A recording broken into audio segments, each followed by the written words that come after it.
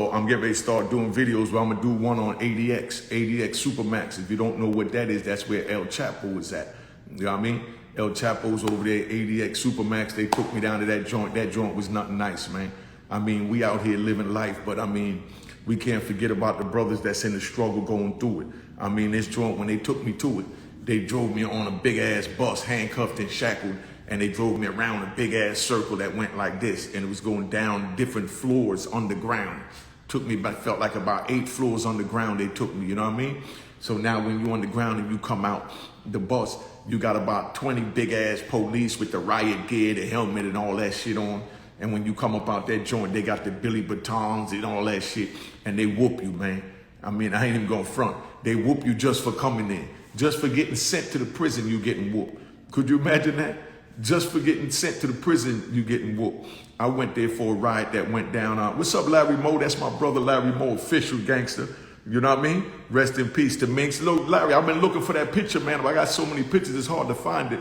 But, you know, with me, you, Minx, and Antonio White, you know what I mean? Big Tone. But I'm just telling them about ADX, my first time going down to ADX, man. Like I said, when you get off the bus, man, you got the goon squad out there ready to whoop you. Before ADX, they had what they call Marion. Marion, it was the Supermax joint with the most tightest prison in the federal system back then. You know what I mean? That's in Marion, Illinois. That's where they had put John Gotti at. Then they opened up Supermax, where they could put the toughest of the toughest. That's even tougher than the ones they got in there. If you can figure what I'm saying, man, yo, that joint is just crazy, man. But once you get down in ADX, they whoop you, they bring you out, they stick you in your arm with this joint called a TB test to see if you got TB. Now, let me tell you a little story. I might even put this up on my YouTube. But the next day, after they take you in there, the day before, because they took me from Lewisburg, right? Let me bring you back. They took me from Lewisburg because there was a riot in Lewisburg, you know what I mean? They had the 1-to-1 crack law ratio, and it was 100-to-1 where white people wasn't getting locked up, and they had to have a gram of cocaine. You understand what I'm saying? In order to get the same amount of time that we had to have 100 grams of cocaine for. So we got to get they have to have a big ass bag of cocaine for them to get, you know what I mean, equal time as us, where all we needed was just a crack valve. You know what I mean? And that's how they locked us up for the crack law riot. You know what I mean? If y'all got any questions about it, shoot it in. I'm reading the little comments today. I can see with my glasses on. But anyway, so they take us up in the joint, man. And they had the 1-to-1 riot ratio. And when they had that joint, I wasn't trying to hear all none of that shit. They had just killed my brother October 1st, 1994. I got sentenced September 15th, 1994. And then here it is. Now they're sending me to ADX October 17th, 1994. And then next year, 1995, they had what they call the Million Man March. So they had the Million Man March, you know, where Farrakhan and everybody went up there to the Capitol in DC and all that, just like they did with them, but it was a peaceful rally where they had over 1 million black men and women came out there saying that they didn't like the things that was going on in America. And at that time, they also had O.J. Simpson was going to trial. Cause remember we talking about 1995, you know?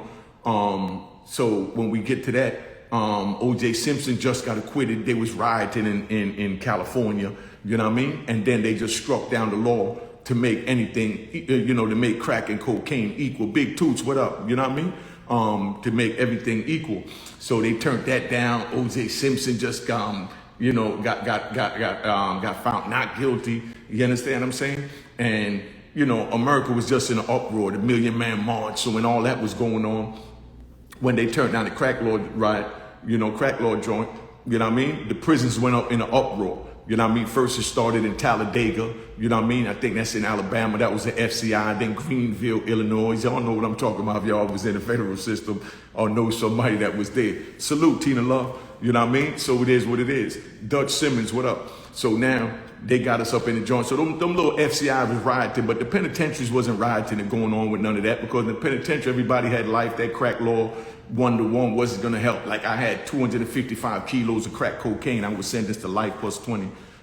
years for. So that crack law 1-to-1 wasn't gonna make a difference. If they made it, equal, I still had life. But it was the point that I had to fight for the brothers. You understand what I'm saying? I had to fight for the cause. Because sometimes you gotta fight for the cause. Somebody gotta be the sacrificial lamb. And I was a young wolf at the time. So of course I was fighting. You know what I mean? So, they tried to say I started it, but it was a big riot in Lewisburg. You know what I mean? Big crack law riot. The joint came off, but it wasn't for the crack law. It was because the police was starting. Janet Reno said lock down every prison in America, in the federal system. So could you imagine them locking every door on every prison in America? I mean, that joint was crazy. So once they did that, everybody just went crazy. You understand what I'm saying? So now we go to the kitchen and, because they got us in the joint. When we go into the kitchen, they got the goon squad dudes I told you about when they set me up to ADX with the riot gear. They look like little Ninja Turtles, and they got the biggest country white boys I'm talking about. You know what I mean? I'm talking about like 7 feet, 6'8", you know what I mean? 320 pounds solid. And then they put all this riot gear on them. You know what I mean? So where could you hit them on their body to hurt them? You understand what I'm saying? So when they did that now, they finally let us out. We go into the kitchen. And the crazy thing is, anybody that was in the federal system know, whenever they lock down in the federal system, in order to open it back up, they serve what they call fried chicken. Because they know everybody love their fried chicken, blacks, whites, and everybody. So it ain't just black people that like fried chicken. Money, you got it. What up, son? I'm telling them about the ADX trip that I had. So they serve fried chicken because they know if they serve fried chicken, everybody's going to come out they sell to eat.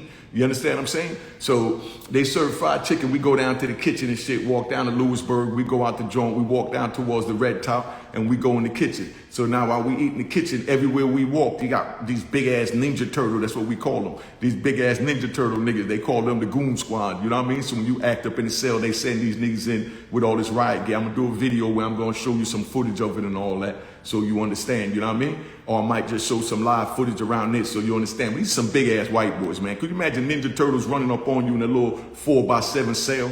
You know what I mean? Like, you ain't got nothing on but your drawers and a t-shirt, if that. And you trying to fight these big ass white boys coming in there, and they got the shields and all that. So I mean, don't think nothing was glamorous about prison, man. So I mean, let's get that right. Nigga ain't bragging about nothing, but when we come out the joint, they got one of them come out the kitchen. They trying to search us now to make sure ain't nobody sneaking chicken back to the mess hall. Cause you go in the kitchen, you buy your chicken for your stamps and all that. You go in the kitchen, so they won't make sure nobody taking nothing. So they searching niggas. So one of the homies stopped and he was faking like he had some chicken and he just started running. So when he started running, the police chasing him. So while the police chasing him down the hallway, he running full speed from the red top all the way back to the unit. So when he get in the unit, they got police there waiting for him. They block him in. So when they block him in, they tell him, give me what you got. Give me what you got. And he got his hand in his jacket like if he got some chicken he was holding on to when he was running. So when he go down there, the police now, he pulls his hand out and he show him he ain't got nothing. He was just faking. Young nigga, you know what I mean? Like I said, they putting young niggas now in the penitentiary giving us life sentences. I'm talking about the kid was 18 years old. At the time I was 29 years old. But anyway, the kid pulls his hand out like he got some chicken. He ain't had nothing on him. You understand what I'm saying? So now they pissed off. So now they wanted to take him to the hole for making him run. The hole is the SHU special housing unit. They wanted to lock the homie up for making him run. I told him, nah, my nigga, we ain't gonna do that. We ain't taking my homie no way. You know what I mean? Not with all you big ass white boys with this Ninja Turtle shit on. You know what I mean? So he's sitting there and they call the other police. At this time, Lewisburg, if anybody was in Lewisburg in the early 90s, we ain't talking about 2000, you know what I mean, 5 when they turned it into the little smooth program. I'm talking about when it was wide open. I'm talking about, I'm gonna give you a couple of names that was there. We had Freddy Meyers up in there, Fat Stevie, Pete Monsanto, you know what I mean? We had Miles, you understand? Boy George, you understand what I'm saying? I mean, they put the worst of the word. My man Doo-Wop, you know what I mean, from Harlem, you know what I mean? Big L from the Bronx, big shout out to Big L, butt naked, finest, you know what I mean? They do what they do. But these are the men they got in here. You understand what I'm saying? Then they had Big C from the Supreme Team. That's Harry Hunt. That's another story I'm gonna tell you about later. Big C got killed in Beaumont, you know what I mean, on Christmas Eve. But it was a rough ride, man. So that's why I don't want the youth to think that none of this is to glamorize nothing and none of that. You know what I mean? Ain't the guards worried about inmates know where their house are. Nah, they ain't worrying about none of that because the jails is in the middle of nowhere. So the guards ain't worrying about you knowing where they at. When they come in that joint, you in their neighborhood, man. You in their town. You know what I mean? So if y'all got any questions, shoot the questions so you know I like that question. But nah, they wasn't worrying about that. And the crazy part is back then, you know, they was only putting, and they still doing it, but they was only putting the prisons in the white neighborhoods, the racist white neighborhoods. You know what I mean? Like up there where Lewisburg is at, it's the Amish County, you know, where they still stuck in the 1700s, where they riding horse and buggy and all of that shit. You know what I mean? And you know, that with the polygamy where a dude married to 10 different women and things like that, married to 3 sisters and bringing another wife with 4 sisters. That's the Amish County. You know what I mean? Then they had all the racist white boys. So back then, you know, then you had the skinhead white boys, which is the radical white boys from the neighborhoods. And these are the ones that they was giving jobs in the prison. You understand what I'm saying? So at that time, it was the white boys bringing in the drugs for the white boys. You understand what I'm saying? It wasn't the blacks running the drugs. We had to get the visit through, we had to get the drugs through the visit or sneak it in through the Chapo mail and, you know, different things we had to do to get the drugs in. But, you know, where there's a will, there's a way. When a nigga trying to get money, gonna get money. You know what I mean? Oh, yeah, that's what I'm talking about. Trinidad, Trinidad, Rod. That was their source of income. You know what I mean? Because remember, these Amish people, they don't believe in nothing modern. So like they still selling coal. They got coal mines. You know how you be seeing people getting stuck in coal mines down there in Pennsylvania. That's where the jail is at. So nobody buys coal no more because all the prisons is ran by gas and electric. I mean, a heating system is ran by gas and electric. So the prison, they kept their coal line running heating system. So they bought all the heat. They bought the coal from these locals, so that's why they wanted the jail there, because it built up their economy. You know what I mean? But anyway, so we back in the joint. So let's go back to my man. My man, you know, was faking. He ain't had nothing. We all stood up. We wouldn't let him take him out. So they let us leave. They came back about 4 o'clock. Next thing you know, they let us go down to the kitchen to go eat. Then they let us go to commissary for the first time. You know what I mean? So we go in the commissary, and you know, we coming back with our little bags, and next thing we know, we see on the news that it said Lewisburg was in a riot. Lewisburg was in an uproar. You know what I mean? You know, Dean Bootprint, what up, family? You know what I mean? So they looking at it like, you know, so they say there was a riot in Lewisburg, it was a riot in Talladega, it was a riot in Greenville, it was a riot in Lum Park, it was a riot in Terry Hutt. They yelling all these riots to justify why Janet Reno did that crazy ass shit like locking all the prisons down. The penitentiaries wasn't worrying about it because nigga was in there with a million years, wasn't going nowhere. So they kind of forced us in it. From Harlem, 1986, what up, fam? Make sure y'all follow the big homie, man. He been working on that mob style movie. But anyway, so we got this joint going on, man, and it was like crazy up in there, man. So they turned down the joint. We see on the news, they said we rioting. We wasn't rioting, so we knew they was up to something. We knew they was up to something. We ain't stupid. You know what I mean? So, you know, now later on that night, they come by with some bed cards, and they come and they call my name and, you know, like 5 other brothers that be with me names, and they telling us to come to the front, and they got the goon squad there. Who trying to go up front with all, you got 30 big ass white boys all over 6'5", all over 300 pounds, solid with, you know, Ninja Turtle gear on. They telling you to come up to the front so they could put handcuffs on you, lock you up, and put you in a special housing unit. I'm not going nowhere. You got to kill me where I stand. You know what I mean? All right, Tina, you be at the Ruck. I got you, sis. I might pop through there. I don't know yet.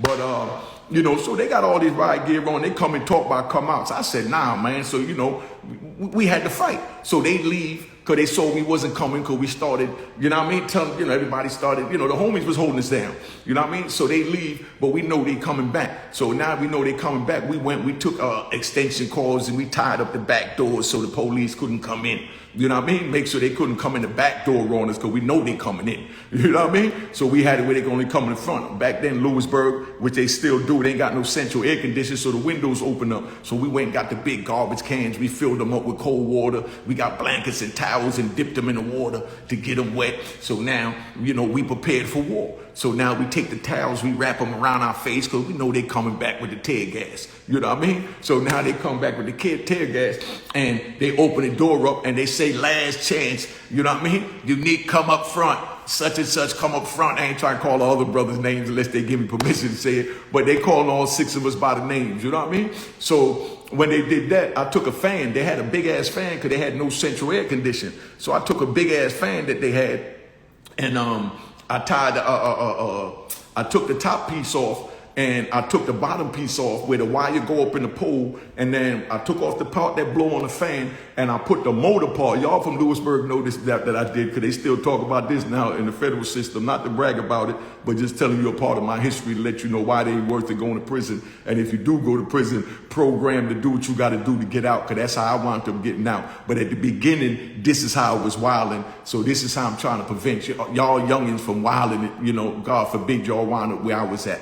But anyway, so I took the fan, took the blades off, and you know when you got the motor, I put the motor in the other end of the pole, you know what I mean? So the motor here, and they had pool tables there then and foosball, because back then when we first got to Lewisburg, that was an old white, that was all the Italian mafia they were sending in. These motherfuckers was getting pulled in white police to bring them in shrimp and shit like that. You know what I mean? Tight money, what up? You know, so they come in now and I got the fan thing hooked up on it, and now it's a long pole. So I grabbed the pool balls, I plugged the fan in, I dropped the pool ball in the joint, boom. You know, I got that from when we was in Jamaica. We had a gun we called One Pop, that we took one bullet and put it in a handlebars that you cut down and took like a slingshot wire, put it on and it fired the bullet, boom. And it gave you one shot out that joint. So you can make your own one-shot gun, something like what the Chinese man did over there in China when he assassinated the Chinese dude, the Chinese president. But anyway, so I take the fan with a motor blow real fast. You know what I mean? I had to think real fast to come up with this little gimmick though, but I did what I did. So I took the fan and we put it in the pole that holds the fan up. You know what I mean? From the ground with the little round base. You know what I mean? I put that in it. I dropped the ball in and I stuck the fan in that hole. Boom. So when the fan went in and that motor spinning, it shot the ball out. Boom. The shit went out and hit the front glass where the police was at. So now the police trying to come in, so they saw the pool ball coming and they slammed the door shut. Boom. So when they slammed the door shut, it hit the glass, but the glass got chicken wire in between it so that we can't break out. You understand what I'm saying? And get into the hallway and the rest of the prison. But the joint hit the joint, boom. So of course the ball couldn't go through the chicken wire. So now I hit another one, boom. So when we did that, now they go back, they come back and, you know, they got what they call them, the tear gas gun. So they come back with the tear gas gun and they open the door real quick and they shot a big ass tear gas canister this big and this goddamn thick.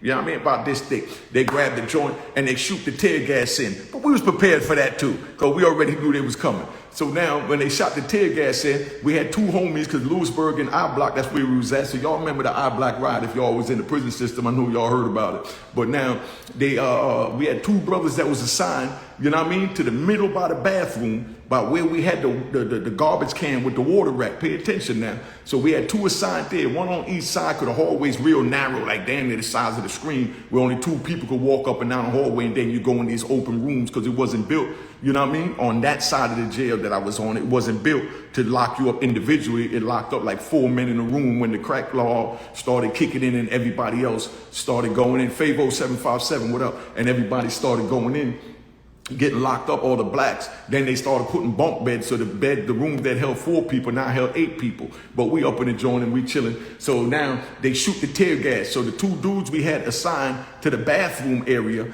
they had these big ass blankets. So one was on the left side of the hallway, one was on the right side. So when they shot the tear gas, like I said, it's coming from all the way up in the front. So you can see this big ass canister coming down. So when they shot it down, we pulled the blanket up, boom. So when we threw the blanket up, the tear gas canister, ooh, bam, hit the blanket, hit the ground. We grabbed one of the towels or the blankets out of the garbage can with the cold water. You know what I mean? That's what it was for. And we threw that right over the tear gas. You understand what I'm saying? You know, because the cold water smothered the steam from the hotness of the tear gas. And then we take that, and like I said, we had windows, so we take that and we threw it out the bathroom window, boom. So we cheering that we got it. So the homie that was holding the joint up, you know what I mean? And we knocked down the first tear gas canister. He put it down, put down the blanket to cheer, but that motherfucker fired another bullet right behind it. Boom, another big ass canister like this. So while he busy cheering because he put the blanket down, the joint hit him in his face, boom, broke his jaw. You understand what I'm saying? Of course, we got that tear gas canister too and threw it out. So now it was on. So now they came in what they call, you know what I mean? The 4-man, the 4-team squadron. You know what I mean? They got 4 teams. You know what I mean? They got one that come in and they beat you in the head, lay you down, and another one come and they put the handcuffs on you, and then you had another team. You know what I mean? It's the 3rd team. I say it's a 4-man team. The other team, they grab you, they pick you up, and they hand you off to the 4th team in the back, and then they take you on the thing. And now that's how they extracted the unit. I'm giving y'all real prison shit here. So now they extracted it from the unit. So that's the 4-man team. So now when they come and they march in this little hallway, and these big ass white boys, only one of them fit in the hallway. It's so big, but it's supposed to be, it's normally for 2 regular men. But they coming through and they got the shield up and they going, hut, hut, hut. And every time they say hut, they taking a step and they moving towards you. You understand what I'm saying? So now they come in and they go room to room clearing people out. So now they catch us calling and I'm in the bathroom and shit. I got the hot water on in the bathroom to make it steamy, equivalent to our little bootleg tear gas. You know what I mean? Yeah. Oh yeah, we definitely made them create new procedures. That's what I'm telling you. So I'm in the bathroom, so they come in the bathroom, but they can't see nothing in the bathroom. So me and a couple of homies, we in the bathroom and shit. So now when they come in the bathroom and they come in there swinging the stick because it's all cloudy from the smoke, you know what I mean? We in there fighting, boom, boom. So we grab them, you know, I hit one police in the neck, not bragging about it, hit another police down by the groin area. So the next thing you know what I mean? They done beat me up, kicked my teeth out, beat me down with an axe handle, swole my nuts up this big, dragged me downstairs in the basement, laid me on the ground with the other brothers they extracted out of there. So now they got us down there. Could you believe that the chaplain of all person, the chaplain, man, the prison chaplain, if y'all know who Yaqub is from the Bible, you know what I mean? What they describe him as, you know what I mean? From the 5% lessons, Yaqub is Jacob in the Bible.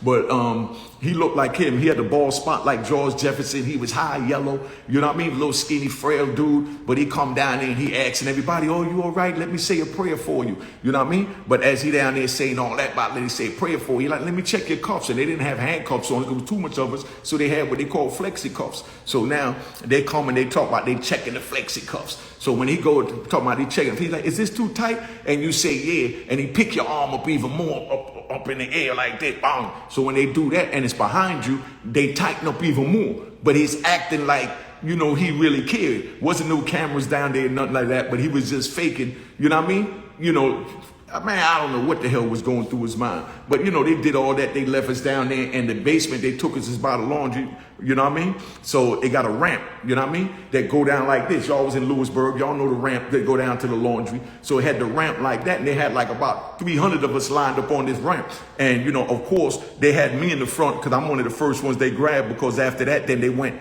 and grabbed the dudes in the other units that what they call was troublesome niggas. You know what I mean? These was niggas that wasn't bound down to the white boys that was running the prison. You know what I mean? Ron Gutierrez, what up? You know what I mean? So now we consider the troublesome niggas. So they went and got all of them, brought them in there. I'm talking about this time we had Rayful Edmonds in there. We had Nunt. Big shout out to True God. You know what I mean? Was in there. You know what I mean? From the Bronx, from Foster. Big shout out to Big Jamal. You know what I mean? But, you know, they were on the other side of the jail from where we was at. But they go over there and they go get them just because they was big niggas and, you know what I mean? And they stood for something. They didn't go for anything. So they used that for the excuse to transfer anybody and put them involved in this riot that we in, to transfer them, to clean out their jail, to try and revamp it. You know what I mean? So we all down in this joint, man. Listen, so I'm talking about they start bringing homies down from different units and they asking us what happened, but they handcuffed. Now, as we talking, they come behind us with these billy clubs and they beating us in the head, telling us to shut up, keep your head on the ground and lean forward. So you got your hands behind your back, flexi cuff, then you got your feet flexi cuff. They keep telling you to bend your legs up. You got to bend your legs up that they can walk through to make sure nobody passed out, whatever, which they didn't care. You understand what I'm saying? The Rock 194, what up? So, you know, that's how that joint is. So they got us all down there on the floor and they beating us up. But I mean, they left us down there for 18 hours, man. You know what I mean? I'm talking about we was pissing and shitting on ourselves, man. Just giving it to you raw. You know what I mean? And being, like I said, it's a ramp going down there. I'm at the front of the ramp, so all this piss and shit that niggas is shitting on themselves is running down the joint through all the men. You know what I mean? This the shit that the nigga had to endure. Y'all want to know what went on for 26, so don't think because the nigga out here smiling I ain't bitter that, you know what I mean, nigga didn't go through nothing. You know what I mean? This was the beginning of the bit. At the time, I wasn't even in Lewisburg 10 months. I only been sentenced, this was October, so this was 13 months after I was sentenced. So they got me down in the basement. So all this shit running down on me and all that. So now they come down and they yelling, who's unique? Where's unique? Where's such and such? Where's such and such? And they looking out for the 9 people. You know what I mean? They looking out for the 6 of us that, you know what I mean, that was running that unit that they wanted to lock up. So they come down there And one of the homies, man, this is the first time I ever experienced snitching in Lewisburg. I mean, they was telling, don't get it fucked up, but they was telling the unit managers, the unit team on the low, they go in the office, they tell on whatever's going on, Unique in there making wine, him and his niggas staying up all night, sharpening knives, you know what I mean? They done cut the bed pole up and they got a big sword, you need to go shake their cell down, you know what I mean? You had all that, but they did that on the low. But they got me handcuffed and, flexi cuff, we called it back then. It was equipped to handcuff, but they plastic, because it's easy to walk around with 20 of those than 20 handcuffs. So they got the joint on, they got us on the joint. So when they come up in that joint now, they yelling, who's Unique, who's Unique? So they didn't know who I was. They just know the name Unique, because the niggas, like I said, that be telling, they started telling that, you know what I mean? That, Unique started it. Unique started. It's unique in them. It's unique in them. Everything's unique in them, because I was 29, so they consider that as a old head. You know what I mean? With the young niggas coming in, because I could relate to all the young niggas, that was in there from all over the country. Because don't forget, I'm running Mecca Audio Club 2000. When I'm in Club 2000, niggas know if a nigga want to fight in Club 2000, I tell them keep it going. Don't turn the music off. If you want to fight, we can take it to the stage, but don't stop my music. I ain't got no problem with a fist fight. I grew up getting my ass whooped and whooping ass. So I done lost plenty of fights. So I ain't saying that I ain't never lose no fight and all that. But, when you fight a nigga, that become your best friend, man. When you fight a nigga, that become your best friend. Because that a lot of times, that's because both y'all are so similar. You understand what I'm saying? They can clash. You understand what I'm saying? And after y'all have that first fight, you know what I mean? If that ain't good enough, say, nah, nigga, I'm trying to get some more, nigga. You know what I mean? And you go back in. Boom, and you might lose again. Be like, nah, nigga, we gonna fight till I win one. You know what I mean? And we fight, and you know what I mean? But after that, then we become best friends, man. That's how the streets was back then. It wasn't go get a guns, shoot across the street, innocent baby and somebody grandmother and all that. But anyway, so that's what I'm into. You know what I mean? So they got us down there, and they take us up out of there. They leave us down there. And then now, after 18 hours, we was down there. That's what they call cruel and inhumane. Because I wound up suing them, got a little $7,500 they gave me for whooping my ass in a lawsuit. Me and all of us that was on the class action joint. You know what I mean? But the shit was just crazy. So they take us out, then they bring us up to a cell. This cell's supposed to hold 2 people, but they got 10 niggas in this cell. They got 2 bunk beds, and they put 10 of us in there because 200 niggas, and they had to clear out a special unit just to put us in there. You know what I mean? Come on, man. Imagine 10 men living in a cell. You know what I'm saying? But, that's what it is. But like I said, I got the new video over at Unique Mecca Audio, man, where Big Face Gary interviewed me. And, when I do interviews, I don't hold back. You know what I mean? I just give it to you raw like it is. So make sure you go check out that video. But they wound up taking us up out of there and put us up there. The next thing you know, we stayed up there for 30 days as gradually men started leaving. You know what I mean? They started transferring people. And I'm the last one to leave. So I'm wondering where they going to put me at. Because everybody else done went to Marion and the new smooth program they started in Terre Haute, Illinois and all that. And now it's just me and the 6 homies that they originally came to get. You know what I mean? And all they kept saying, nah, we got someplace real good and far for you up in the Rockies. You won't cause no trouble no more, nigga. This is how they come by my door taunting me. And I'm talking about my ribs broke, my nuts swole up this goddamn big. That's a whole nother story when I got up to ADX. But now, when they finally come get me after 30 days, they put me on a plane. They fly me all the way to Oklahoma. When I get to Oklahoma, it's an airplane that pulls right up to a goddamn big ass office building, and then the tarmac come off the office building right to the plane. So they walk the inmates from off the plane right into the office. You know what I mean? Into the office building. So when you go down in there, you walk that long ass hallway. They got these big ass boxes, and you're supposed to stand up on. They got nothing but the handcuffs and shackles, because they taking the airplane handcuffs off you to put on the Oklahoma handcuffs on you. You know what I mean? So we go through there. It's like about 1,000 people going through there. But I noticed that me and my 6 homies, we get called first. You understand what I'm saying? So I'm thinking this ain't good. You know what I mean? Everybody else in line waiting while they smoking cigarettes, talking, but they was waiting on us troublesome niggas. Also what they call real troublesome niggas. So they bring us down in the joint, made us stand up on the box. I stand up on the box, man. True story, man. Like I said, I don't lie about nothing. Y'all ask anybody that been in the system, you know how Oklahoma is, and know about the Lewisburg prison riot, know Unique's role in it. But anyway, So we up in the joint, we get up on the box, and now they got to take those shackles off us and the handcuffs, give them back to the marshal so they can go back on the plane and go pick up some more niggas from somewhere else and bring them there. And then they put the new handcuffs and shackles on you there. So they call us down there first. When I get up on the joint, white boy tap me, he take off the first handcuff, the first shackle, you know what I mean? I'm handcuffed behind my back. In the front with the black box. He tapped me, he take off the first shackle off my right leg, off my right leg, and then when he get to the left leg, I'm still standing there, so he tapped me on the left leg. So when he tapped me on the left leg, instinctively I picked up the left leg. And can you believe this old ass white man said, "Dad, boy," and spit a wad of tobacco on the floor. Like I'm a goddamn cow or something. He tapped my feet, my hoof, and I picked it up, you know what I mean? Like a good cow. And he said, "Dad, boy."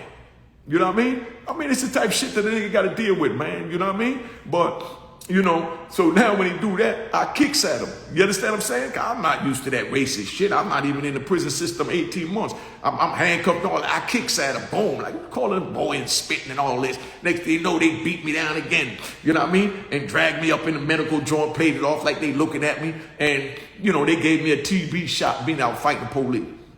I get the TB shot. I stay there the night. The next morning, they come first thing, 3 o'clock in the morning to wake me up, 3:30, right after 3 o'clock count. And they take me out there and they fly me to Oklahoma, to ADX Supermax that I began with. So we get out there to ADX Supermax. And when we get out there, they take us off the joint, and that's where I left off at. We come down off the bus, go through the joint, they bring you in, they beat you, the Ninja Turtles, you go through the joint, the whole nine. So now we going in, and they talk about they want to do a TB test on me. I'm like, nah, y'all just gave me one yesterday, and y'all ain't going to keep sticking me with shit, because I know y'all trying to medicate me in this joint. I'm not going for it. You got the wrong nigga. And they said, nah, you got the wrong white boys. You going to do what these white boys say. I don't know what they let you do in Lewisburg, but up here in the Rockies, you know what I mean? You in the Alcatraz of the Rockies, nigga, you do as we say. You know what I mean? So I'm like, man, I'm not having it. So next thing you know, they come in, they fight me, they beat me down, they hold me down, and you know what I mean? I'm fighting them like a mother because I don't want them to stick me with that needle. So next thing you know, they get my arm pinned down, and then they shot me up with the needle for TB. And from them trying to shoot me with it and not getting able to get a vein because I'm fighting, they done shot me all over my arm. I got all these red, purple marks on my shit. So now my whole arm swole up. So 2 days later, they come to my cell. And they said, let me check your TB test.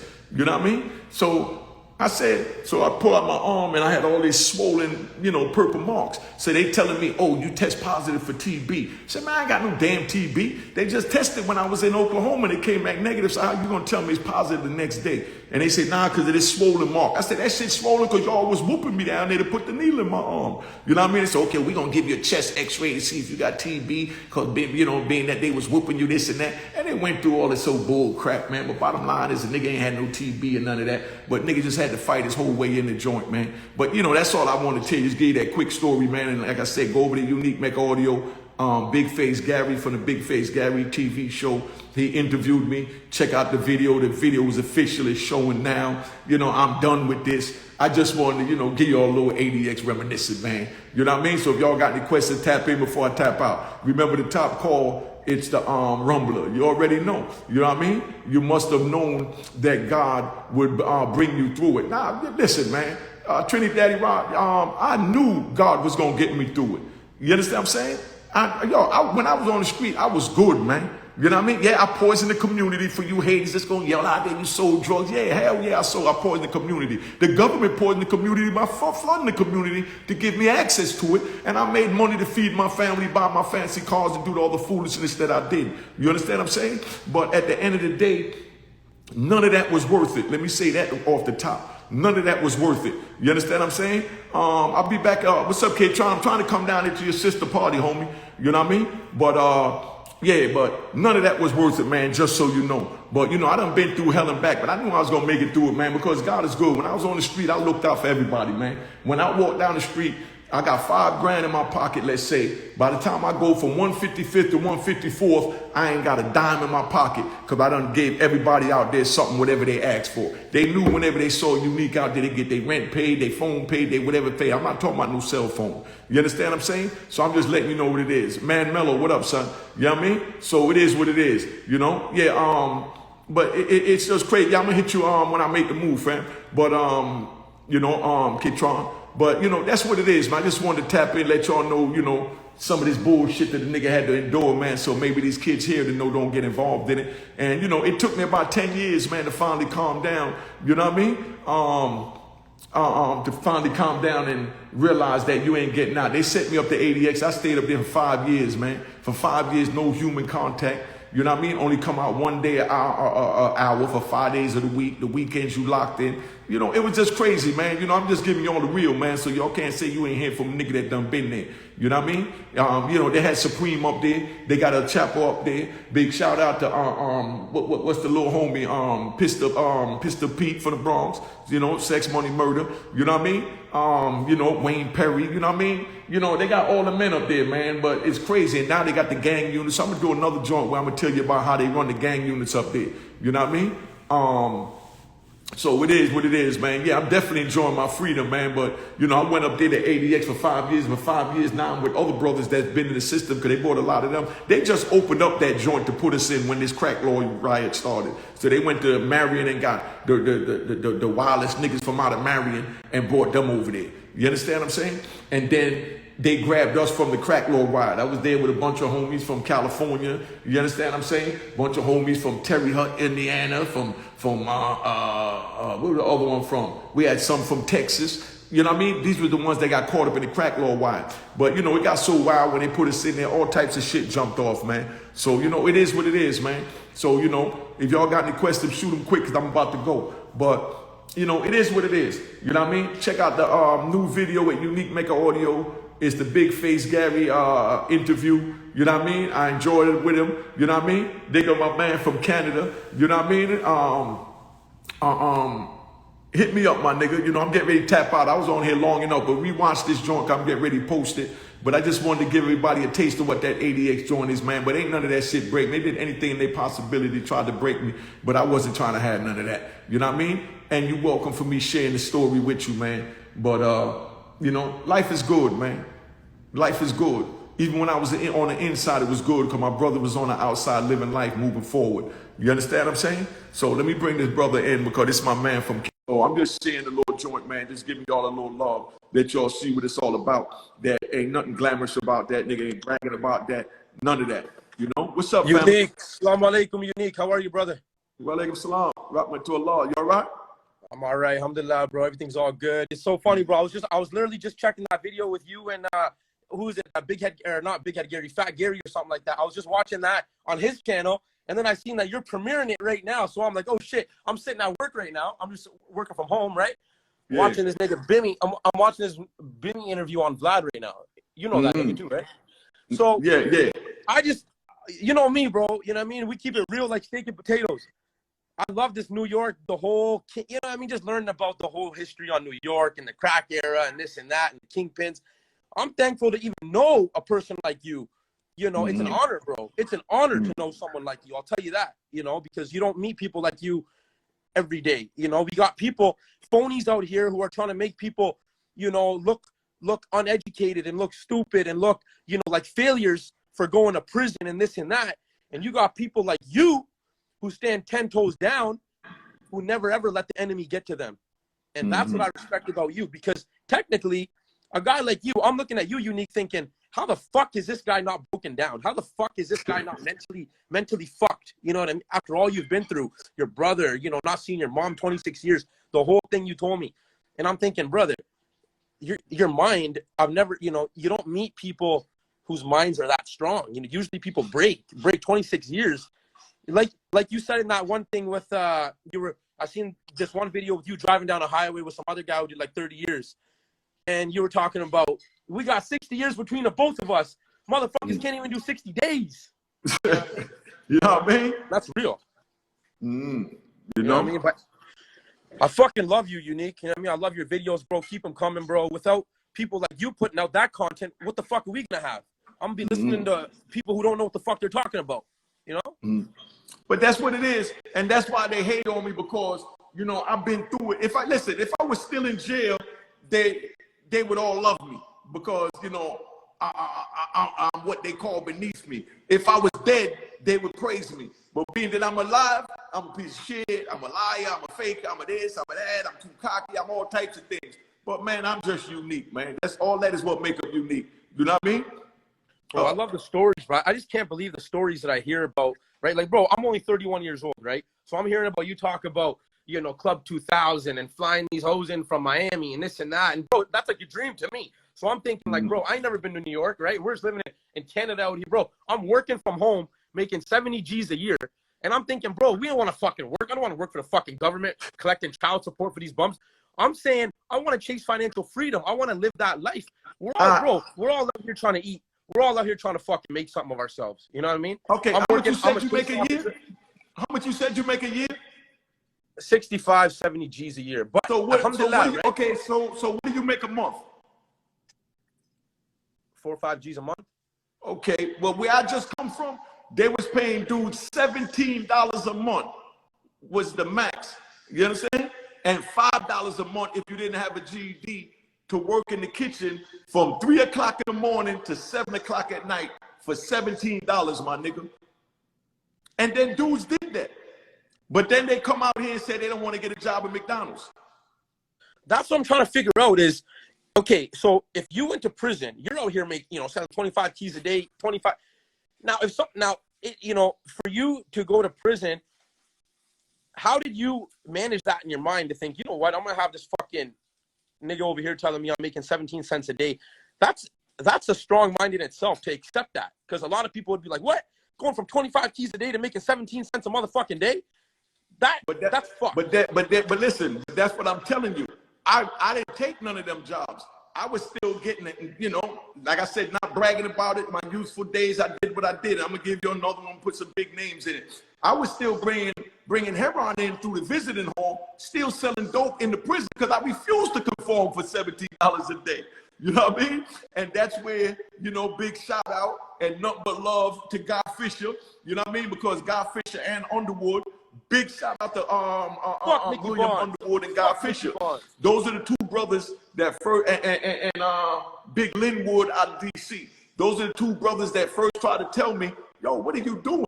They done locked you up for this shit on the outside. You come in here doing this. You're making the visiting hall tight because they can't catch you bringing the drugs in. So they got us where now we can't wear our sneakers. We can't wear our personal clothes. We can't do nothing because you're still selling drugs in the joint. That shit ain't going to get you nowhere. You need to go to school, get your DD, get your education, boom, boom, boom, and all that, what I call back then crap. Nigga wasn't trying to hear that. Fuck, I look like go get $17 a day. A month of $5 a day. I'm gonna bring this dope in. I'm gonna get my money. I'm gonna get my grind on. That's where my mindset was at. Just keeping it 100, not to brag. You know what I mean? But Guy Fisher and William Underwood, they tried to talk to me. I didn't want to hear none of that. So, like I said before, and I keep it 100.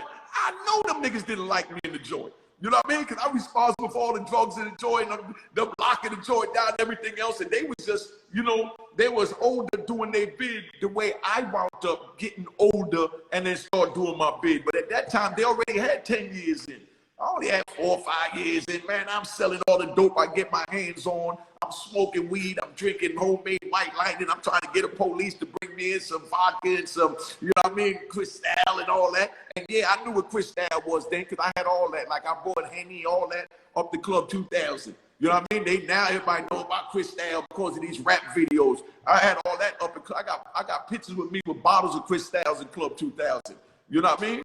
Come on, man. That's crazy, bro.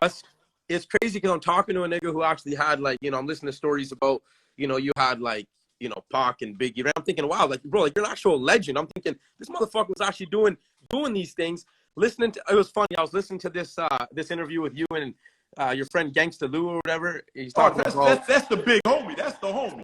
Yeah, talking about, hey, Unique, remember when right? And I'm just picturing it in my right, like I'm just a young dumbass 31-year-old Unique. I'm just picturing it in my mind, and I'm listening to this interview on YouTube while I'm at work. I'm just watching niggas like you and shit, and I'm listening to Gangsta Lou say, hey, Unique, remember when you had a nigga eating a girl on stage? I was like, what the fuck? Yeah, that was the regular. That's fucking crazy. Like you were doing, you know what? You are the epitome. Larry Moe, what up? I'm gonna call you when I get off, Larry. I gotta talk to you about what we was talking about. But bro, you're the epitome of a wild ass Jamaican. Like you're a true, listening to you talk about there's the wolves, there's the sheep, and then there's the wolves. Bro, like the stories that I've heard you say on your channel, That's absolutely, you were a fucking crazy mother. Like, you know, I only know this Unique. I met Unique at the age of, you know, 50 plus, right? You know, I fucking hit you up on the DMs and said, what up? But I'm trying to think about who the fuck you were when you were my age, 31 years old. You were probably fucked. Listen, man. Listen, man. I'm talking about, I was robbing niggas from I was like 10, 11, 12. I got a 357 Magnum. I'm in Brooklyn with my Jamaican cousins, because that's where I grew up at. I see somebody, I forgot the name, asked me if I had any shower posse stories. Hell yeah. You know what I mean? Vivian, Little Nut. You understand what I'm saying? Come on, man. Tony. You know, but Scarface Scully, you know what I mean? China Montini Bob. You understand what I'm saying? I go on forever with names, my nigga, you know, Pepper, you know? But hell yeah. But I mean, but at this time, man, it was like surviving, man. New York and America was just wide open, where America didn't care nothing about black people. And they openly didn't care. You know what I mean? From us coming up bringing light, you know what I mean, to how violent a black person could get, and the extreme that they'll take if they're in financial and economic poverty and suppression, and what they would do. You know what I mean? They didn't care when we did it to each other. They cared when it started happening to them. You understand what I'm saying? You know, who that? Throw Frost said with Jimmy Jimmy Ace. Yeah, you already know. And big shout out to my man. I was thinking when I saw the Jimmy up there, Fingers. You know what I mean? Fingers trying to come home. That's another one of the good yard man down, you know? But hell yeah, man. But like I said, man, New York was broken up in a bunch of violent pockets, and Harlem was just about the money. You know what I mean? So that's why Harlem became legendary, where everybody speaks about Harlem now, because Harlem was about the money, because you had two types of people back then that I saw. My words, my opinion. You don't have to agree with it, but that's how I seen it as a youth coming up. You had two type of people up there. You had the people that was, I'm talking about from the 70s when drugs first came in. You had the people that was using heroin and the people that was selling heroin. You understand what I'm saying? And, you know, the people that was using heroin, they didn't need a lot. They just needed it consistently to feed the body. You know what I mean? But then when the crack came in, now they needed to feed that addiction, because it was nothing better than throwing the actual drug in the pipe and hitting that motherfucker and getting that takeoff. You understand what I'm saying? But the heroin, you shoot it, you lay back for, you know, long as your nod lasts or whatever, and then you could kind of function until, you know, your bones start aching. But that crack just made you keep wanting it and go for it and go for it. And that's what made it what it was, man. But Harlem was made of hustlers. So you had the dope dealers that was selling, and you had the users that was content with laying on the concrete after they, you know, passed out. But then now you go to Brooklyn. Brooklyn didn't have the dope problem as bad as it was. It had more of an economical problem where everybody was just poor. You understand what I'm saying? And they had to cross the Brooklyn Bridge to really get the good prices on the drugs. Of course, you know what I mean? Big shout out to the Haitians. Let's not forget the Haitians. The Haitians was doing their thing, selling the weight in Brooklyn when I was on the street. Because me and my crew was copping from the Haitians in Brooklyn if we copped in Brooklyn. You understand what I'm saying? We didn't have the Dominicans and the Puerto Ricans like they had the Puerto Ricans on the Lower East Side, the Dominicans up in Washington Heights and all that, the Puerto Ricans in the Bronx. I tell you all about New York. You know what I mean? I'm the GOAT for real when it comes down to the history of this shit. You know what I'm saying? Wow. Okay, here my man again. Is it true the local got cleared out by the Jamaicans within a few days? Now, see what it was. Yeah, I see your question. What it was, the Jamaicans came up from Jamaica, you know, where there was no law. You do what you want. You ain't got to worry about no jail. You get locked up. You pay the police a couple whatever dollars and you moving. But when they came to New York, we just went crazy. We seen all this freedom, all this money, opportunity that we never had, that, you know, Americans was taking for granted. So when we hit the blocks, we hit the blocks with the guns blazing. You understand what I'm saying? So, you know what I mean? They wasn't trying to fight back like that. Of course, we had a few people that fought back, but I mean, like KRS-One saying, man, the dreads in Brooklyn was crazy. That's all I'm gonna say. You know what I mean? It wasn't no few days that nobody cleaned out. No, we definitely ain't gonna disrespect the Brooklyn Americans like that. But you know what I mean? A few of them fought back, but the Jamaicans, we was fighting hard, man, because we was coming from having no shoes on our foot. You know what I mean? To buying British Walkers and Playboys. Damn. You know what I mean? It's crazy because you told me about how you came from Jamaica with right, like you were basically groomed. You basically said that your brother took you to the Irv Gates when you were like 7. So I'm thinking, wow, if Unique would have had another route in life, you could have became the president, or like on Wall Street or something. You just so happened to be, groomed to be like a wolf. You know what I mean? Yo, listen, man. You know what a typical Sunday was like for me at 8, 9 years old. Sunday was the day that we went to go check our family members, and they was all living in Herb Gates. So we pull up at the Herb Gates, they smoking their chalice, they cutting their weed, they making their Ito food, and we just chilling. But I'm 7, 8, 9 years old, looking at this shit. You know what I mean? And just from, all right, I see you, there you go, puff, puff, pass, nigga, but I can't smoke. But, you know what I mean? You sitting there and you watching all this from 8, 9 years old. What else do you become? Yo, that's You deep when you understand what I'm said, saying? yeah, that's deep when you said that, because I was listening to that interview with you and Queen's Flip, and you said, look, like you still held a little grudge with your brother for, trying to, bring you into that life, because if somebody truly cared about you, they wouldn't have. Man, what I'm understanding is you and your brother were like this. Hey, you guys were twins. Yeah. Amazing, man. No, that's my other brother I'm talking about. Not my brother that was like my twin. My oldest brother, I'm saying, I ain't got nothing against him. My whole thing is, now at my age, I could admit that I poisoned the community, I did wrong, and I was a menace to society, and I take responsibility for that. You know what I mean? But my thing is, he won't take responsibility for putting me into this world like this. You understand what I'm saying? Yeah. Admit that, yeah, little brother, I should have showed you something else.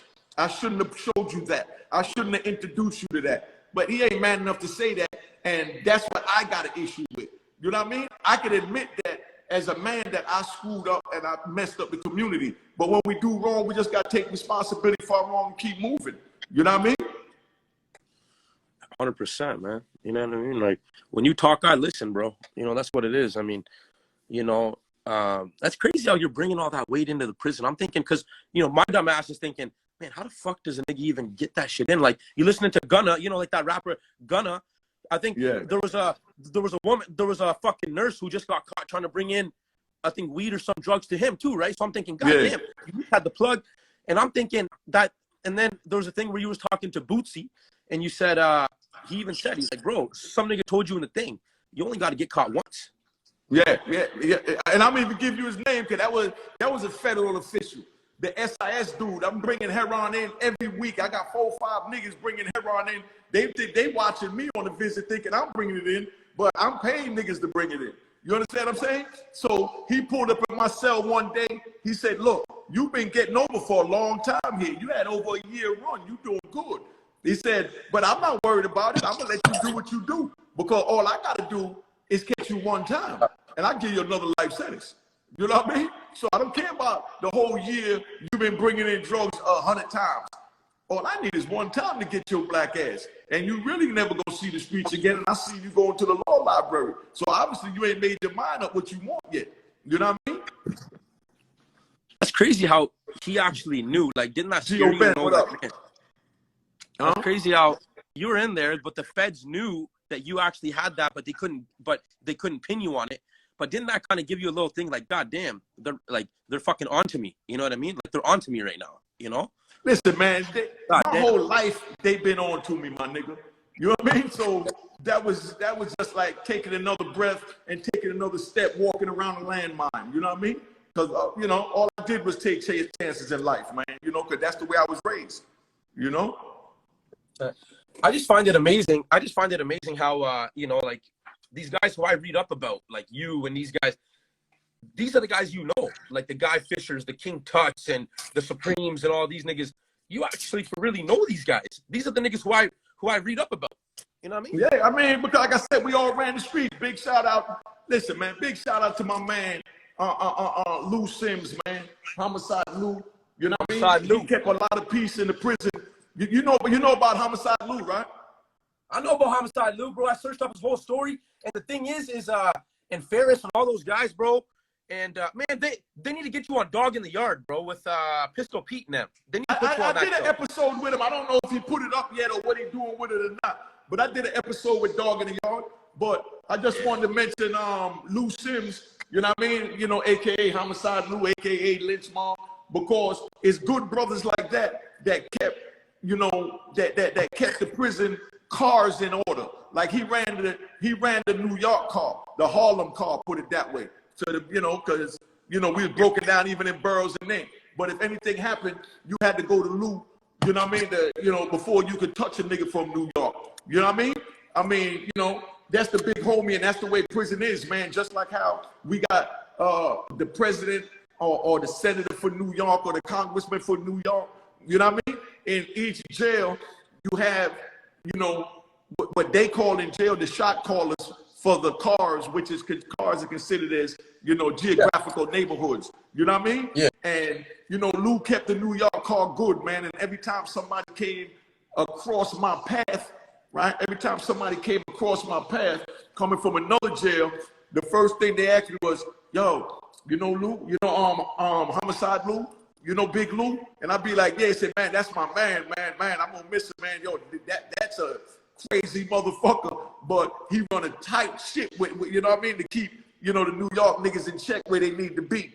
You know what I mean? But that's what it be about, man. You know, it's about unity, and everybody have to play their position. It's messed up because we used to have a saying, and you know, in the prison and on the streets, that everybody want to be a chief and nobody want to be an Indian. But we got to start from somewhere, my nigga. You know what I mean? 100. I just find it, you know, it's amazing to listen to these stories about Homicide Lou and stuff, being a big homie in the joint, because I'm thinking, God damn, like, to be a shot caller, to be the big nigga in prison, yeah. Like, how the fuck do you do that? Like, obviously he obviously had the respect. You know what I mean? The ultimate respect. That's fucked up, man. I'm thinking, like, because the thing is, you would expect, like, oh, you know, somebody to test him along the way, somebody to try to. Oh, no, let's get it right. They did test him, and he survived the test. You know what I mean? Listen, four Spanish dudes or something, maybe even 5 or 6. A group of Spanish dudes ran down on him in Otisville when he was going to trial. You know what I mean? And he single-handedly handled all of them. I ain't gonna get on what gang they was in and all that, but he single-handedly handled all of them. So they already know. Then he went to Atlanta, you know what I mean? You know, he done put in work there. He known for knocking out police. They already know don't fuck with the Homicide Lou in the joint. So that's how you get your respect. So now the young you actually had hands. Like, you actually beating motherfuckers up and everything. Yeah, that's what I'm saying. He put in work. You know what I mean?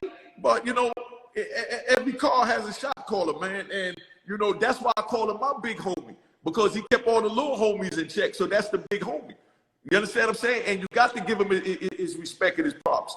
You know what I mean? Like Farris, when I was in Farris in Otisville, Farris, he one of the best brothers that I met. You know, that's his co-defendant. Farris, good dude, because, you know, them dudes know how to think and make rational decisions instead of irrational decisions. And that's what make them who they are, and that's what make a shot caller. You understand what I'm saying? To be able to make rational decisions, not irrational decisions. You know what I mean? Only a fool get mad and just bust his gun. You know what I mean? You don't worry about a nigga like that. You know what I mean? You know, because you just don't get him mad, but then you can sneak up on him and you can kill him your damn self because he got to be mad to react. So you know what I mean? But, you know, when you got a dude that can think rational, now that's what you call a premeditated murderer. Somebody that take time to plan it out. Might take 5 years, 10 years, or 20 years. You know what I mean? But he know what his ultimate goal is. You understand what I'm saying? 100%, bro. And you know what's crazy? Let me tell you something. I came on to Ferris and these guys because I'm really into battle rap and all that, you know, with the New York battle rap scene and all that. I was listening to this nigga named Charlie Clips, right? He was battling. Oh, yeah. So then, come to find out, his pops was in the lynch mob, and they were freestyling about that battle rap, this and that. Come to find out, they start mentioning Ferris and, you know, this and that, and lynch mob and Lou Sims. I kept on hearing this name, Lou Sims. I'm thinking, yo, who's this Lou Sims?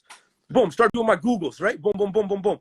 Next thing you know, come to find out through the battle rap, through that, you know, right? Because in the battle rap, they were name dropping Ferris and Lynch Mob and Charlie Clips Pop did this and that, doing 25 to life. So then come to find out, Lou Sims was that nigga. He is that nigga. You know what I mean? That's what I'm telling you. He is that nigga.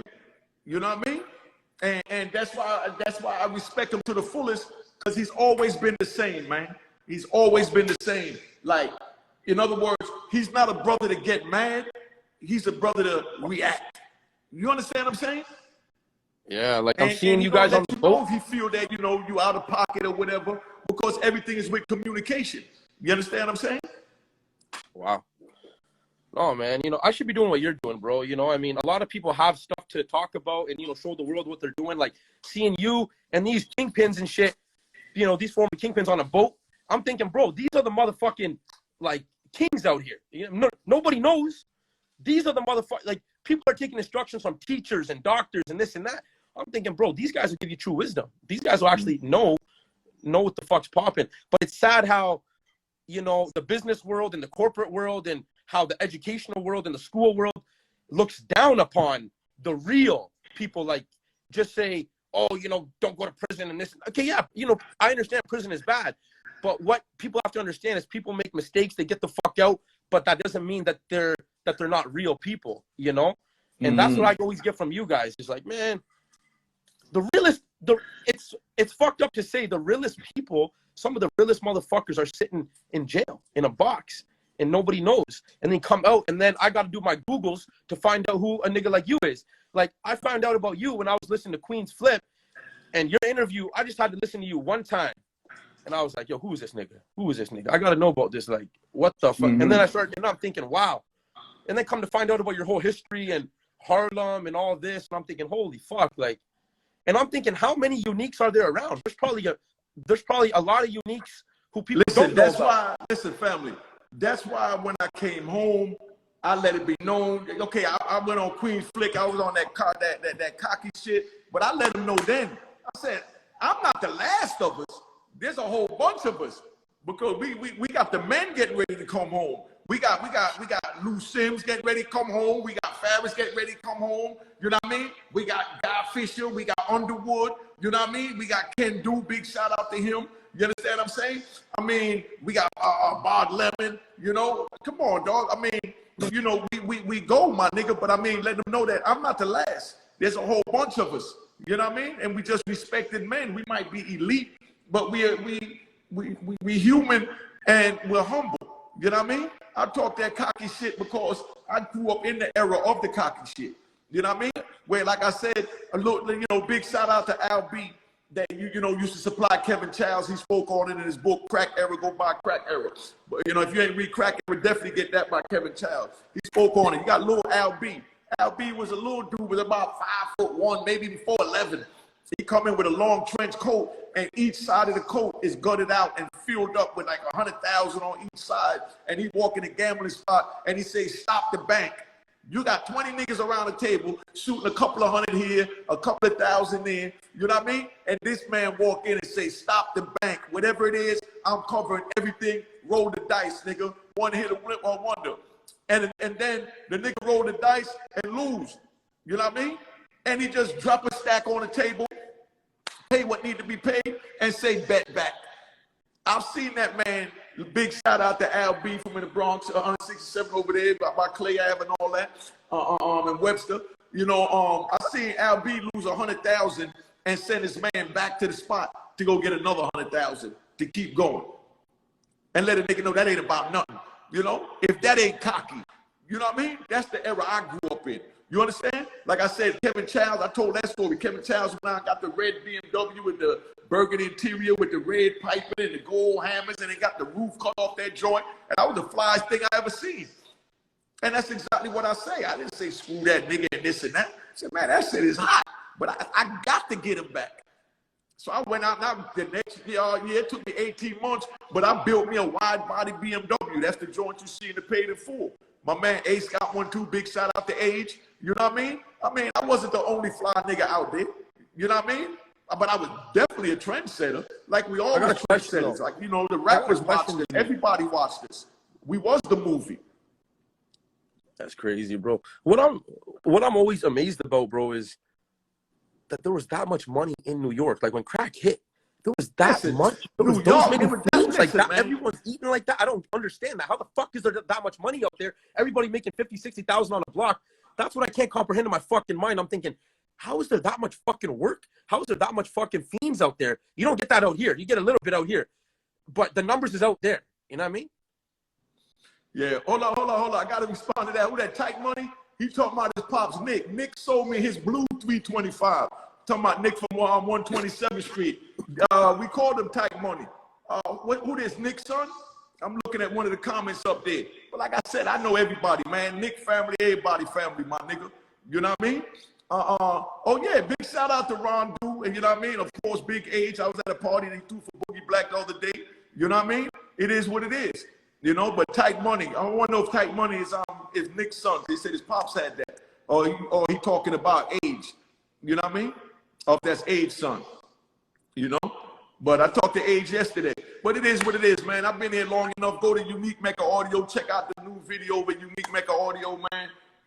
Big Face Gary interviewing me. This shit is bananas. Y'all like the stories. Y'all gonna love it because Gary asked some great questions. He did his research on me. You know what I mean? He didn't just pop up and just started talking. Who's your pop? He said, Tight Money said, that's your pops. Which one, Age or Nick, family? You know what I mean? Yeah, because we talking about two people. You know what I mean? But it is what it is, man. You know, I just do what I do. I'm trying to hold off for my man to tell me who's his pops, or I might just DM him.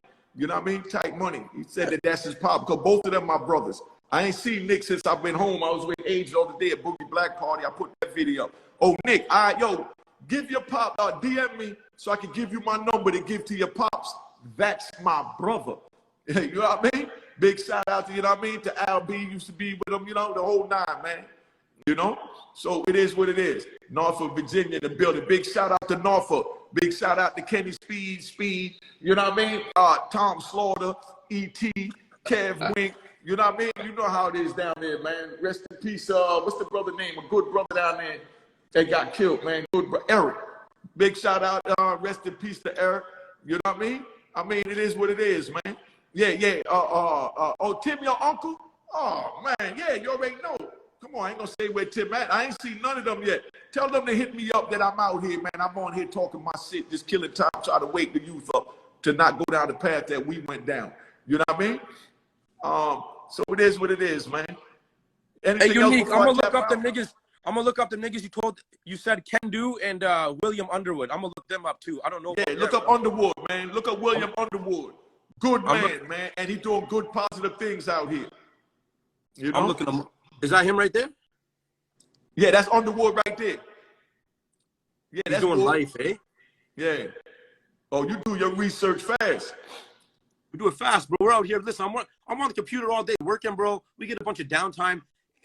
In the meantime, I'm searching up Unique Mecca Audio and shit. You know what I mean? All right. But yeah. crazy. Hopefully he gets out, bro. Hopefully he's getting out. But he says he got life without parole, though. He's been down. He out. He came out, and he working with he working with Cory Booker and all of that. You know what I mean? Okay. Cory Booker, that's the guy who was on Supreme Team, right? Huh? Cory Booker, that's the guy who was on Supreme Team, wasn't he? No. They talking about Cory. No, we talking about Cory Booker is a senator for New Jersey. Oh, okay. Because I was watching this one interview on Vlad. Some nigga was on the Supreme Team, and then he became a cop. You seen that? That nigga in the blue jacket? Nah. I don't really watch a lot of YouTube, to be honest. I've just been enjoying my freedom, man. And that's why I haven't really been putting up a lot of videos. I just enjoy my freedom, you know? Yo, big. This how you know I'm a real one. As soon as I pull up my computer and I put on YouTube, the first thing that comes up is this. Boom. The recommendation on my YouTube is the Unique Mecca Audio joint. You know what I mean? All right. So I'm gonna check it. You already know. Keep that we content coming, baby. All right. Okay, I'm tapping out, y'all. You know what I mean? Y'all. But definitely tell Nick to hit me up, man. You know, that's my brother. All right? Yo, Unique. Remember I told you my girl's Jamaican? Check it out. Having some plantains. Yeah. You know what I mean? Having a little plantain sandwich. She made me a plantain sandwich today. We got Oh, yeah? plantains and yeah. You know what I mean? So that's my lunch. So that's my lunch for today. Oh, okay.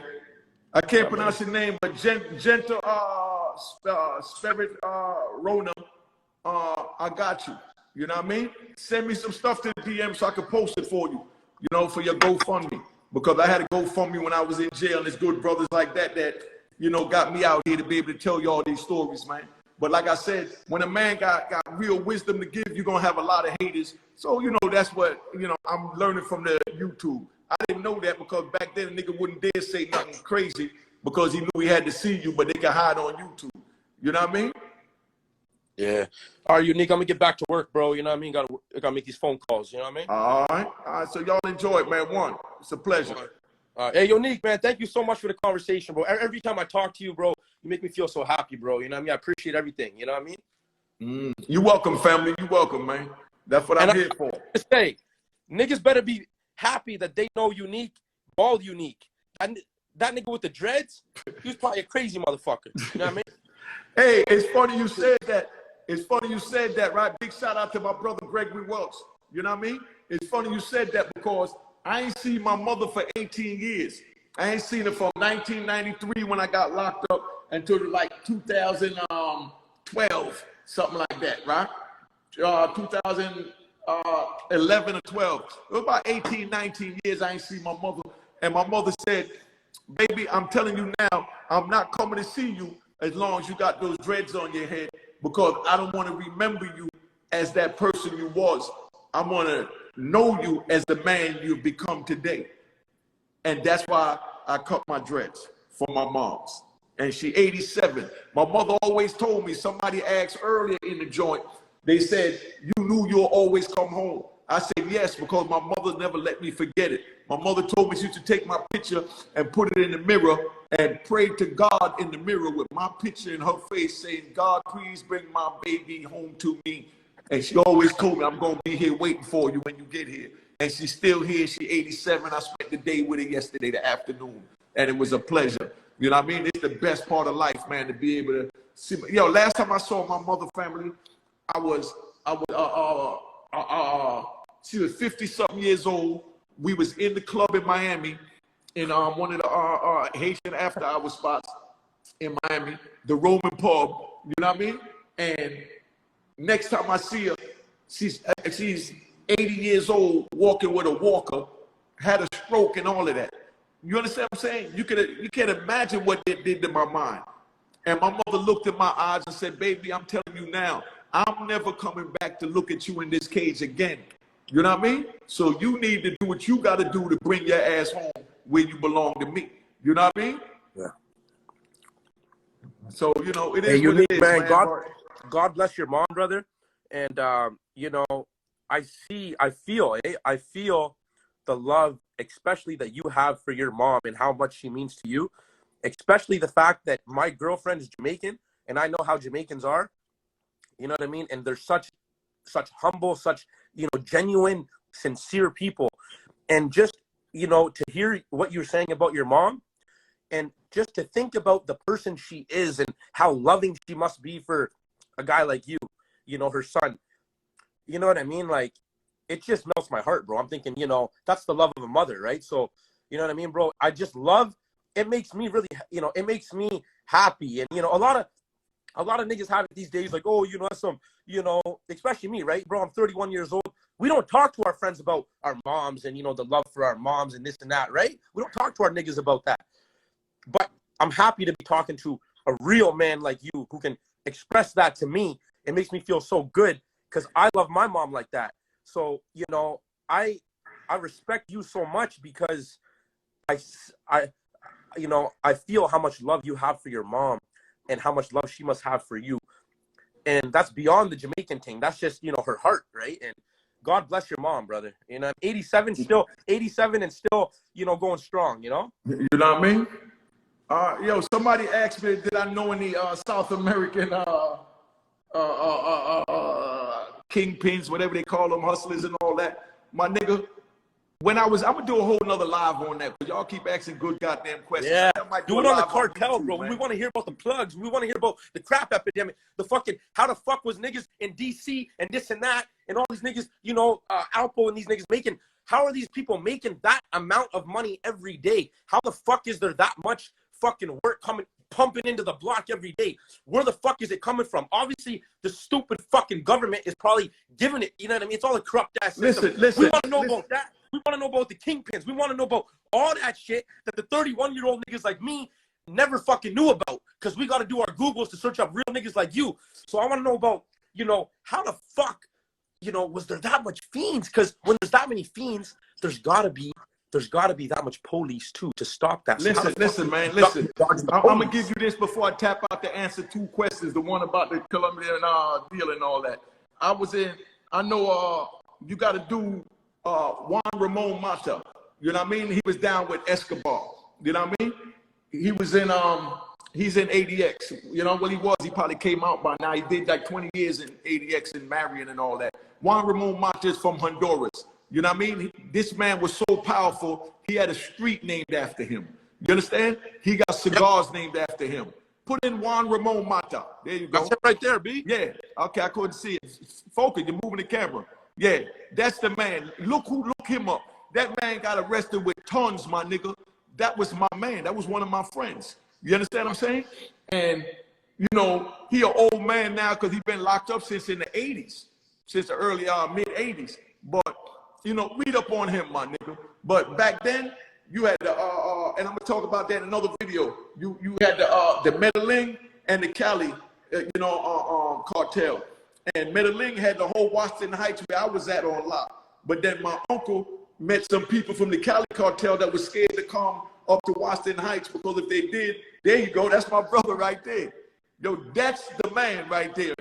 That's Juan Ramon Mata, good man to the heart. That man, when we was in ADX, it was like 10 of us on the range. We didn't have to spend a dime for commissary. He put money on everybody's books. That man got caught for bringing tons into the country. Tons. Now, how do you get a ton in without the government being down with it? I seen a video of you actually mention Juan Ramon Mata because you were saying that people were like, yo, how are you moving 25 keys a day, Unique? And then you were telling some other person that was nothing. That was nothing compared to Juan Ramon Mata bringing in tons. Yeah. Yeah, and come on, man, Mario Villabona. You know what I mean? I can name names, man, but what I'm saying is that little 25 keys a day that I was selling wasn't shit compared to the people that I ran with. You know what I mean? I was a little nigga. You know what I mean? Just keeping it 100. So that's probably why I'm so humble and modest about it, even though I am cocky. Because, man, listen, nigga give me 25 a day, you know what I mean? Giving another nigga 100, you know, another nigga 200. I watched nigga give out 500 and 1,500 keys in one day, send it all over the goddamn country, man. So what the hell am I going to say that I'm the man with a lousy 25 keys a day? You know what I mean? Come on, man. You know? Big shout out to Free A5, you know what I mean? You know? But like I said, I want to end this one with a big shout out, you know what I mean? And a salute and a thank you for good brothers, you know what I mean, that always help me down, like Larry Moe, you know what I mean? Antone, rest in peace, Minx. You understand what I'm saying? You know, just to name a few names, that's my DC brothers. My man Kenny Speed, you know what I'm saying? Skeet in Virginia. And now we come to New York, you know what I mean? To Lou Sims, you know, Farris. You understand what I'm saying? I saw Peter Shue the other day at the video. I'm editing a Heaven Up in Harlem video. Peter Shue was there. Another good brother. You understand what I'm saying? I mean, like I said, man, when you got good brothers that could make rational decisions, you know what I mean? That's when you got long-lasting team, man. Because like I said, Farris, my heart. Lou Sims, my heart. Peter Shue, my heart. Kevin Childs, heart. I mean, I keep going on. And let's not forget my brother Gangsta Lou. You mentioned Gangsta Lou. Gangsta Lou, family.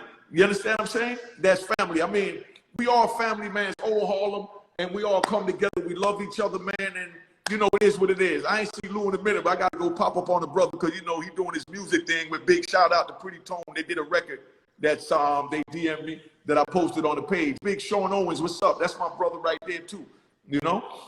But I've been on here long enough, man. Let me tap out. What's this last one say? Gentle something. I like his comment. Salute to GMJ, John Fernandez Johnson, the innocent brother sitting up in Oden County Federal Jail awaiting sentence August 22nd. Big shout out. We all gonna say a prayer to him, family. You know what I mean? Because I don't even wish the rat that told on me to go to jail.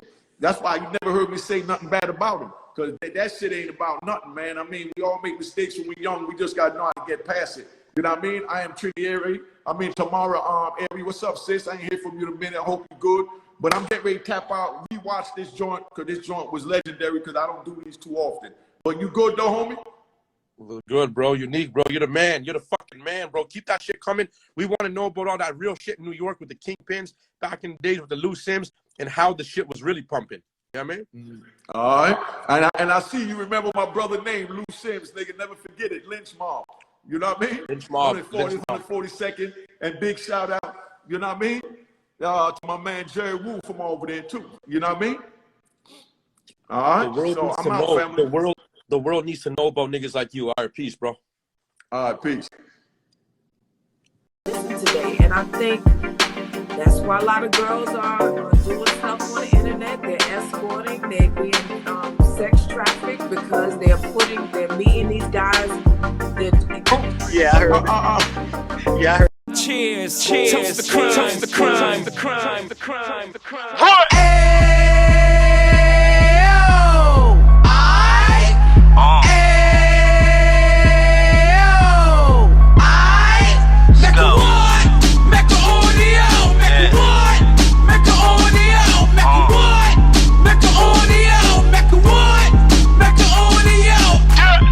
Fresh out the can of 26, yeah. He back on the strip, getting back in the mix. Yeah. What he mentions a gift. Rush. You stand up 10 toes down, and I suggest you pay attention to this. Real. Take a little gully posse and put it in Harlem. He cut from the bottom, came up from the bottom. Drop the book, you should go and get it. The Instagram page and the YouTube, you could go and visit. Yeah. Then you could consider yourself LinkedIn. Real. Sit front row and get Jews from a kingpin. How he went through it, so you ain't gotta go do it. To not pay attention would be stupid. Talking about a man that probably put your grandfather on. Probably the reason that him and your grams got along. A man that generated millions on the block, did his time, never squilling to the cops, Mecca audio.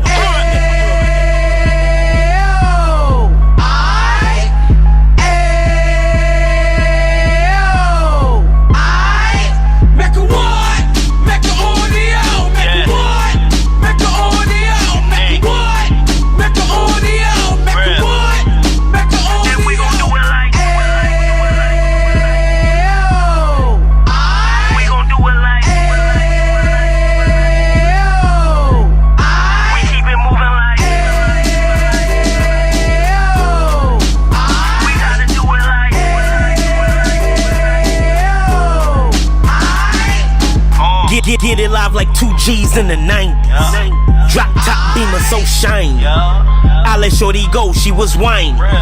Treat her like my past, she behind me. Spin a couple bands on the Dapper Dan. You be back again, getting green like a Packers fan. No cap, it's a roaring uptown. They be horn uptown, Dominican bust downs. Now we on the positive, we got a lot to give. Now he trying to stop the kids from being inoperative. So take heed, homie, lend a ear. He started in uptown, he gon' finish dead. But now it ain't about selling drugs, buying cars. It's about buying property to make the community ours. So we can give back to the youth them, cause they the truth them, and bless up to all the rudiments.